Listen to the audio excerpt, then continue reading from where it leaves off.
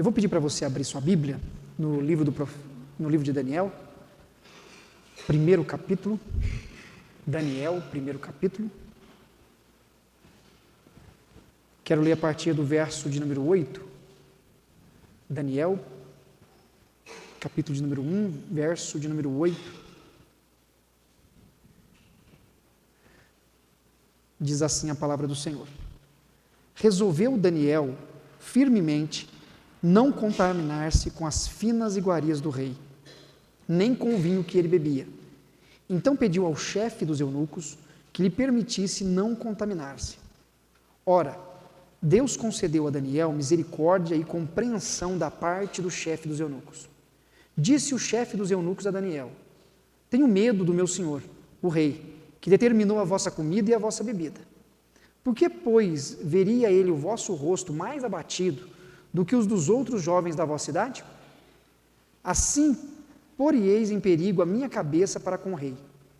Então disse Daniel ao cozinheiro-chefe, a quem o chefe dos eunucos havia encarregado de cuidar de Daniel, Ananias, Misael e Azarias: experimenta, peço-te, os teus servos 10 dias, e que se nos deem legumes a comer e água a beber.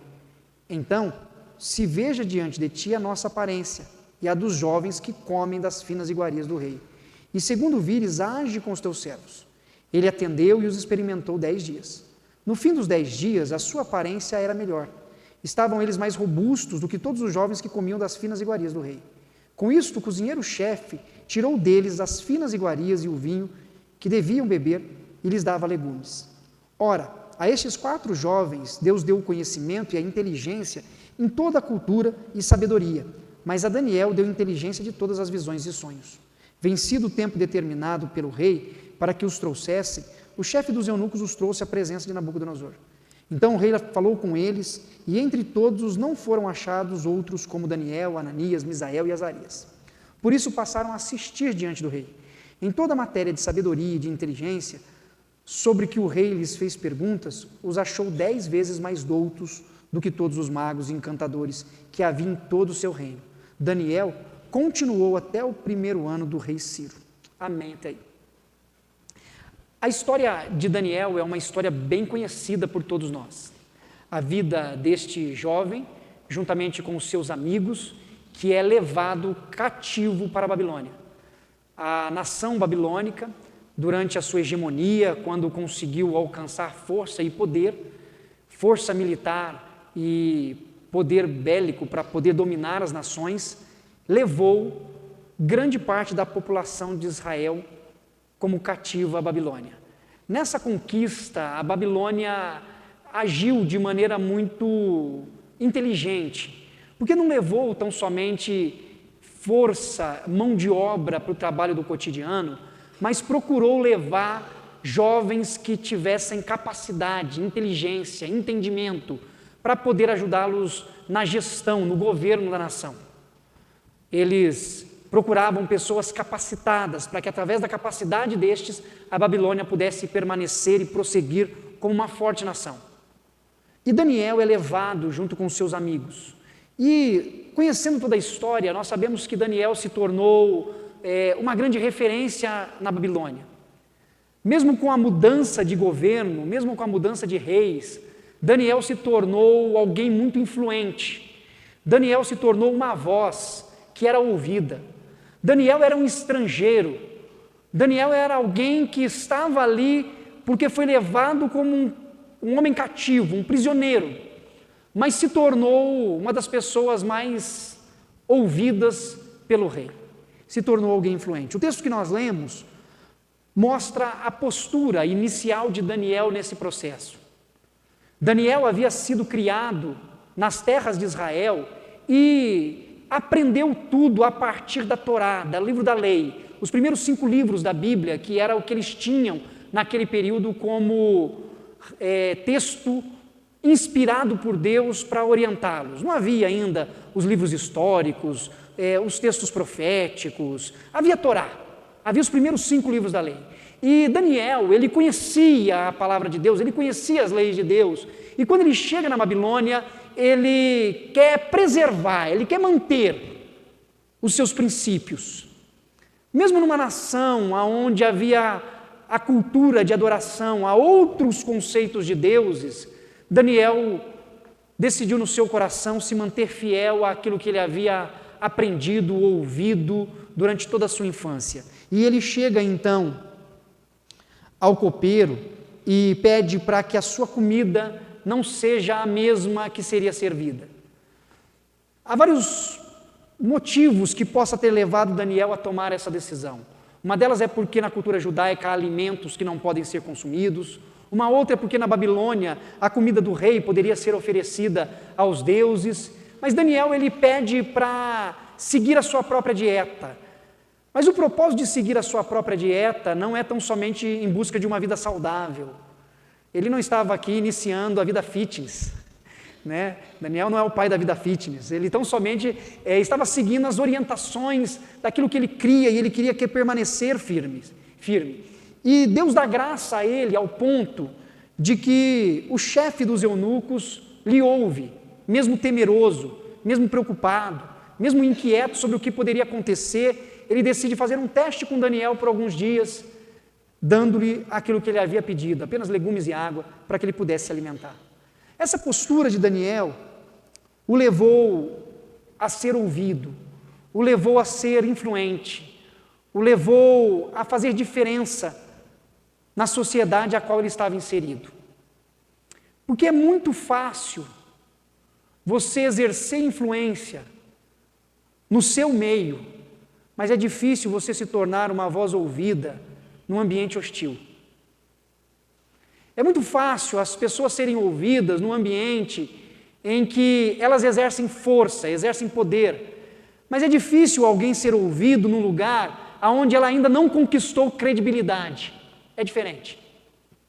Daniel chega à Babilônia como alguém que não tem credibilidade nenhuma, ele é apenas um jovem que vai ser moldado pela cultura babilônica na compreensão do povo que o leva cativo, para que ele possa servir a Babilônia. Mas ao invés disso acontecer, ele vai para a Babilônia, continua perseverando nos seus princípios e conquista o seu espaço sendo quem ele é. Ele se torna um homem de Deus influente. E eu queria que isso ficasse gravado na nossa memória nessa noite. Quem somos nós nos grupos nos quais nós nos relacionamos? Nós somos aqueles que influenciam de maneira positiva, que são instrumentos de amor, instrumento de graça nas mãos de Deus, na vida das pessoas, ou simplesmente passamos de ser despercebidos e seguimos o fluxo daquilo que está diante de nós. Daniel fez diferença. Os seus amigos, Ananias, Misael e Azarias, impactaram a nação babilônica, porque eles ficaram firmes diante de Deus, mesmo numa cultura hostil, mesmo numa nação que não conhecia o Deus ao qual eles serviam. E eles fizeram isso de uma maneira muito ponderada. Você não vê Daniel, no primeiro capítulo, brigando com o chefe dos eunucos. Você não vê Daniel, no primeiro capítulo, confrontando o rei. Você não vê na postura de Daniel a postura de um religioso soberbo, que diz assim: eu sei qual é a verdade, vocês todos estão vivendo a mentira e eu vou apontar o meu dedo no nariz de vocês e vocês vão ver, porque vocês estão todos errados e eu estou certo. Não é essa a postura de Daniel. Daniel chega para o eunuco e, pela misericórdia e compreensão de Deus, ele pede para que o eunuco tenha compreensão com a situação que ele tem vivido, e o eunuco tem um diálogo tão aberto, tão fluido com o Daniel, que ele abre o seu sentimento. Ele diz assim: olha, o meu medo, o meu receio, a minha preocupação é descumprir, é não fazer o que o rei mandou, e se eu não fizer o que o rei mandou e você emagrece, e você perde massa magra, e você não fica robusto, forte como os outros, eu vou ser punido.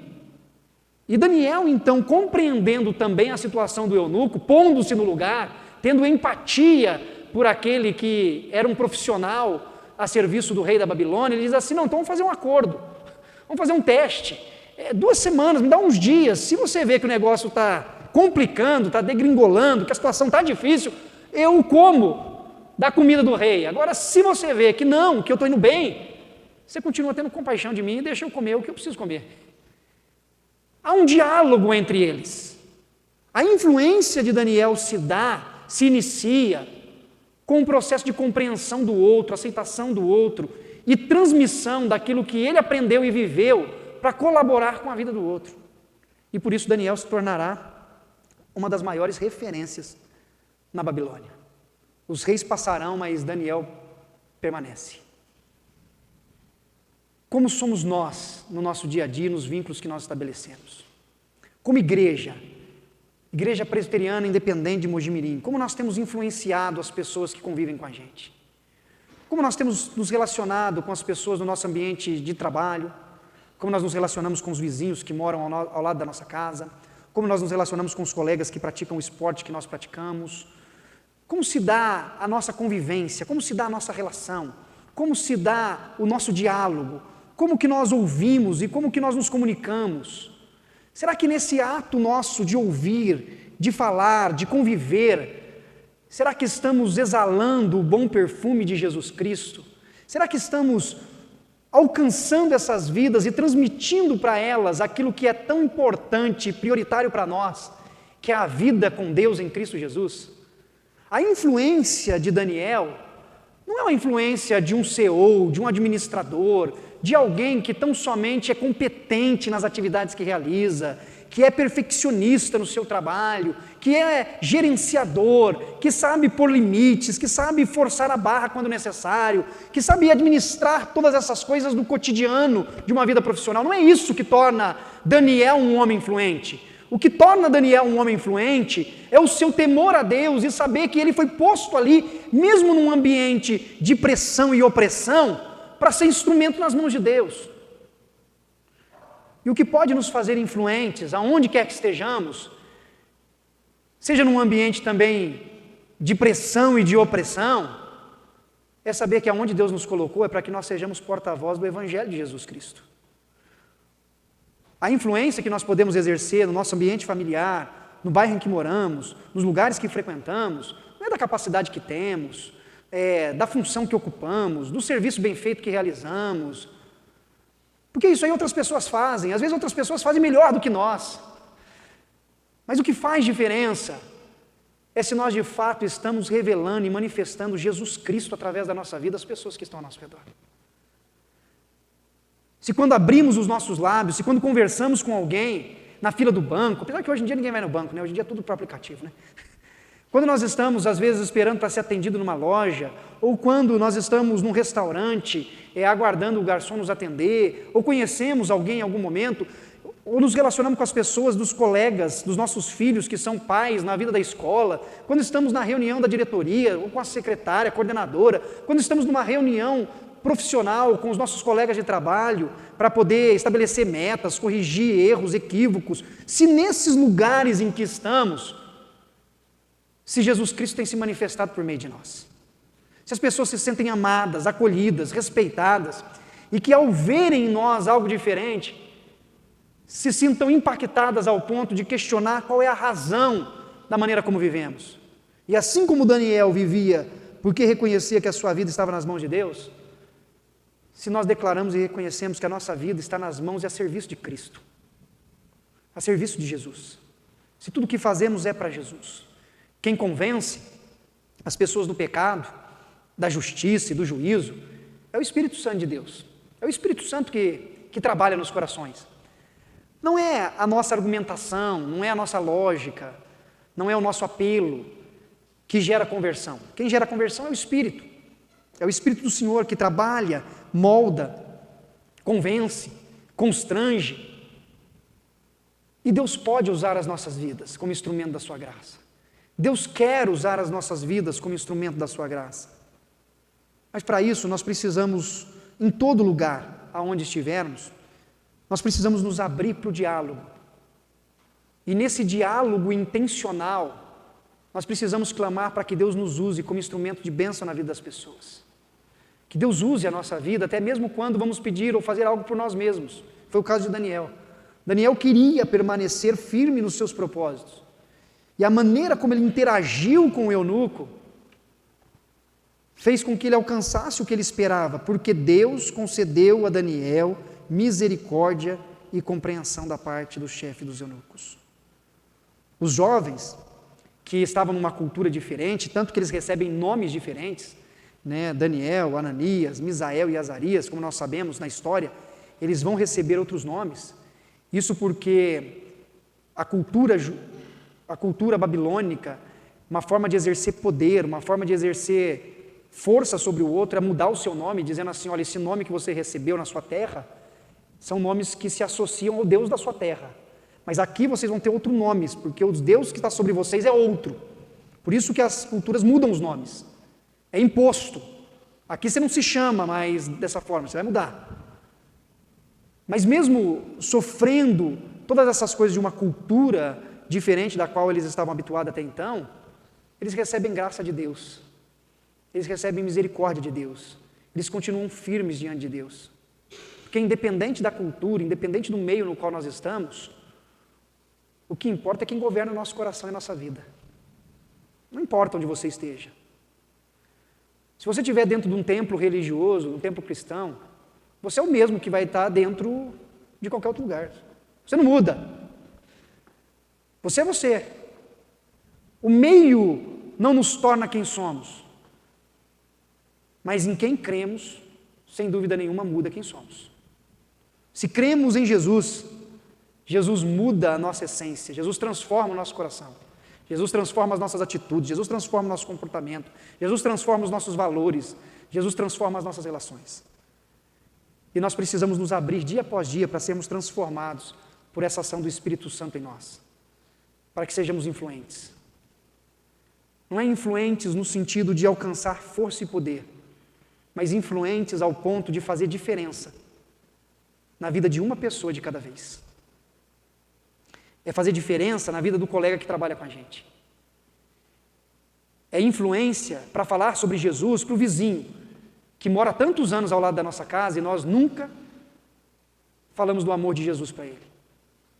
É ser influente ao ponto de chegar a um colega que joga futebol, que anda de bicicleta, que faz qualquer outra atividade com a gente e falar do quanto Jesus pode transformar e renovar a sua vida.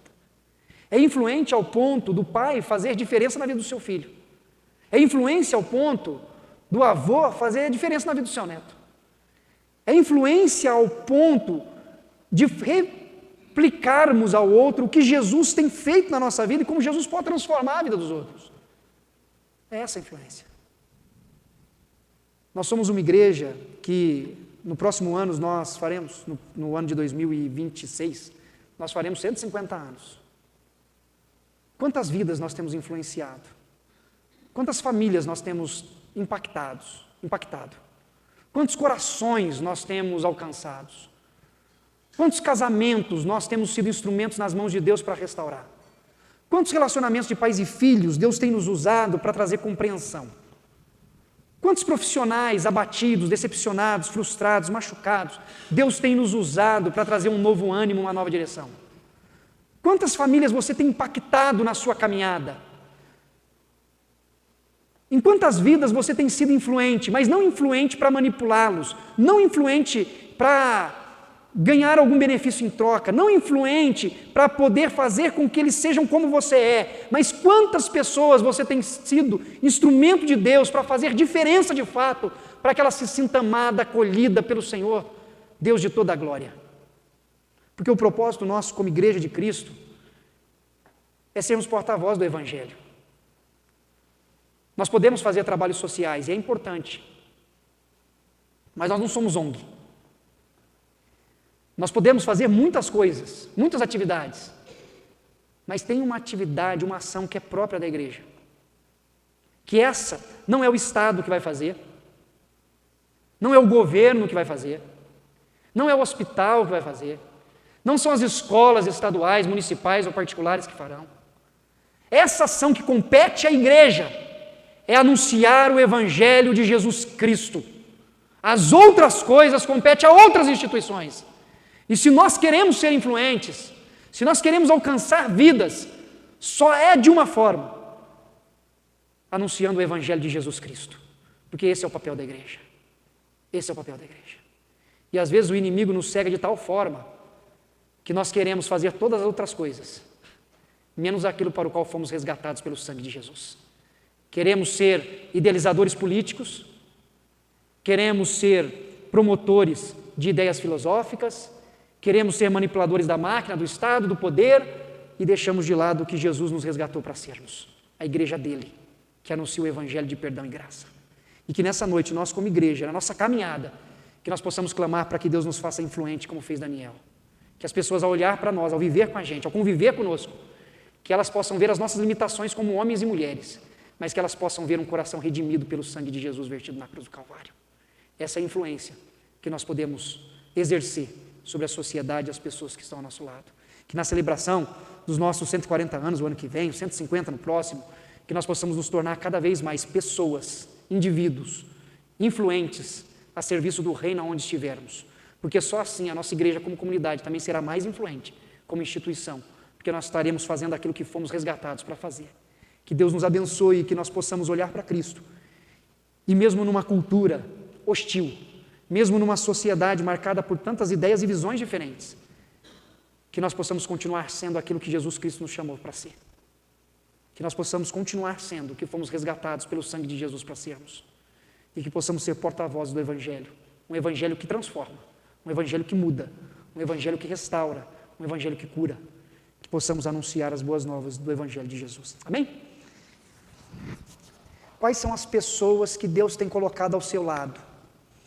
Você precisa ser instrumento de bênção na vida dessas pessoas. Seja a sua vizinha, seja o seu vizinho, seja o seu colega de trabalho, seja aquele que pratica o hobby junto com você, o seu esporte favorito, seja o seu irmão da igreja, seja os nossos vizinhos da igreja. Como os nossos vizinhos nos veem. Como o japonês da Baby aqui ao lado nos vê. Baiano é despachante. Como eles nos veem, qual que é a nossa influência ao redor daqueles, na vida daqueles que estão ao nosso redor? Qual é a face de Cristo que eles veem em nós? Qual é o Cristo que ele enxerga em nós? Porque apesar de Jesus ser um só, há várias imagens criadas de quem é Jesus. Há várias imagens. Eu não falo de imagens enquanto escultura. Imagens. Tem pessoas que pensam que Jesus é aquele que dá tudo o que a pessoa quer. Que Jesus é aquele que oprime, que agride, que ofende. Tem pessoas que anunciam um Cristo que é cheio de compaixão, de amor, de misericórdia. Há imagens diferentes. Qual é a imagem que as pessoas veem em você? Qual é a imagem que as pessoas veem em mim? Qual é a imagem que as pessoas veem em nós?